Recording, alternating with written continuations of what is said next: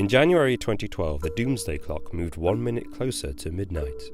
The clock indicates how close we are to destroying our civilization with our own technology. On a clock where midnight represents Armageddon, the hands now read 11:55.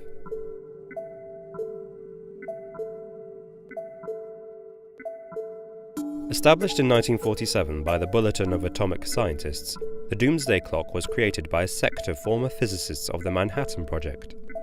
Disillusioned with the destruction of Hiroshima and Nagasaki, caused by the atomic bombs that they had helped to create, they set out to warn humanity of the path our species has embarked upon, one that they believe has led to the imminent end of the world. Over the past 65 years, the clock's hands have been moved 20 times. In 2007, the Bulletin of Atomic Scientists determined that for the first time since its inception, nuclear annihilation wasn't the biggest threat to humanity. As well as nuclear weapons, the growth of artificial intelligence, biotechnology, and most evidently the catastrophic effects of climate change have all led British cosmologist and astrophysicist Lord Rees, among others, to predict that humanity could wipe itself out by 2100. In 2012, the world was gripped by the theory that the Earth would end on the 21st of December that year, based on a misunderstanding of the ancient Mayan calendar.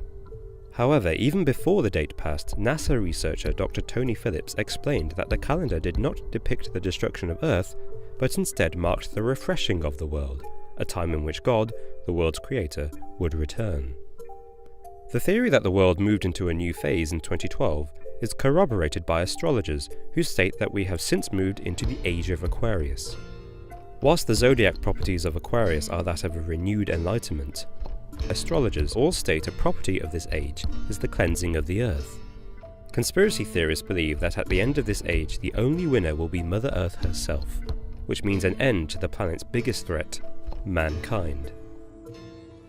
The thought of the inevitable cleansing of the Earth is promoted by NASA astrobiologist Peter Ward, who developed the Medea hypothesis. He argues that living systems are inherently self-destructive and essentially suicidal.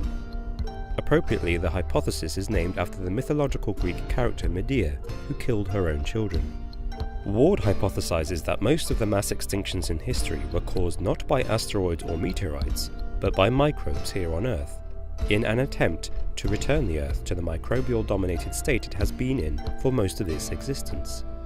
Essentially, the only thing life has to fear is life itself. As doomsday-like natural disasters plague the planet, the impact of global warming is evident.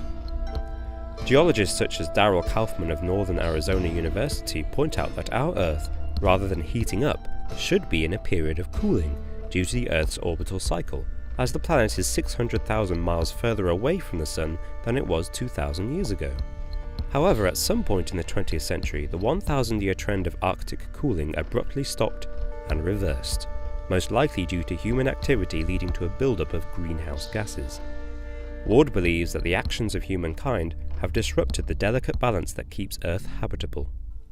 As the Earth continues to warm and greenhouse gases remain trapped in the atmosphere, only the uppermost layer of the ocean will remain oxygenated, killing off aquatic life, leaving microscopic anaerobic bacteria to thrive.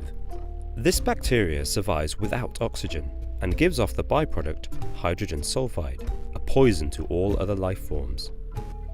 Before long, the level of hydrogen sulfide in the atmosphere will become lethal, simultaneously poisoning living creatures and shredding the ozone layer.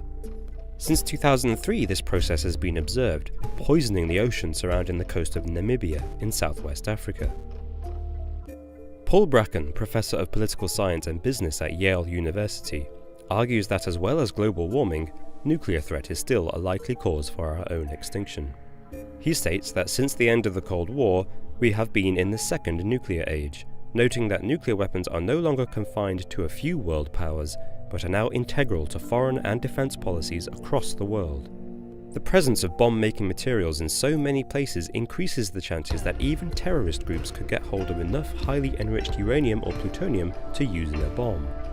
Ward predicts that our breathable air will be depleted within the next 2 centuries.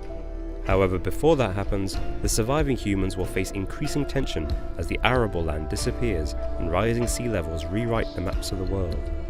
The Bulletin of Atomic Scientists believes that the increasing effects of climate change will ultimately lead to widespread nuclear wars over habitable land that will end up destroying whatever is left of the world. According to the Medea hypothesis, organisms are driven to look after their own reproductive interests, regardless of the consequences. Whilst humanity embarks on paths of invention and innovation that increasingly put our world at risk, we have created an environment in which deadly microbes thrive. With the balance of harmony in this new age teetering on a tipping point, it seems very possible that we are nearing the end of the world.